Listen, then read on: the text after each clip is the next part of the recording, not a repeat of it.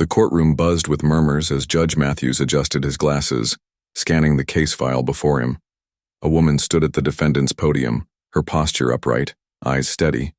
She was accused of contempt of court after standing up to a prosecutor in an earlier trial. Her name, Evelyn Carter.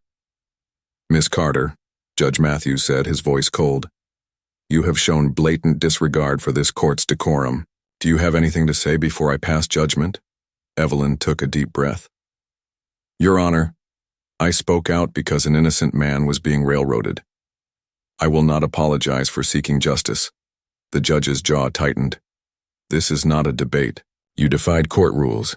I sentence you to a fine of $10,000 or a week in jail." A gasp rippled through the courtroom, but Evelyn remained composed.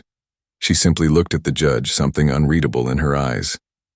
"Very well," she said softly. "I choose jail." The judge narrowed his eyes. "A reckless choice, but yours to make." As the bailiff approached to take her into custody, a reporter in the gallery suddenly stood. "Your Honor, don't you find it ironic that you're punishing the very woman who once saved your life?" The judge frowned. "Excuse me?" The reporter held up an old newspaper clipping. 30 years ago, a young girl pulled a lost boy from a fire in a foster home. That girl was Evelyn Carter. That boy was you, Samuel Matthews." Silence gripped the room. Evelyn didn't flinch, only watching as realization dawned on the judge's face. His hands trembled. His childhood memories, long buried, came flooding back. The fire, the fear, the girl with kind eyes leading him to safety. His gaze snapped to Evelyn. This can't be true." Evelyn let out a slow breath. "It is. I searched for you for years after we were separated in the system. But I see now. You've forgotten where you came from." Judge Matthews swallowed hard. The weight of his own past, his rigid judgments, and the sister he had unknowingly condemned crashed down on him.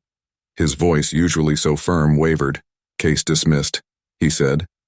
A stunned silence filled the courtroom before chaos erupted. The bailiff stepped back. The judge stood, his carefully built walls crumbling. "Evelyn," he started, but she was already walking away, head high, dignity intact. For the first time in years, Judge Matthews felt the full weight of his own judgments.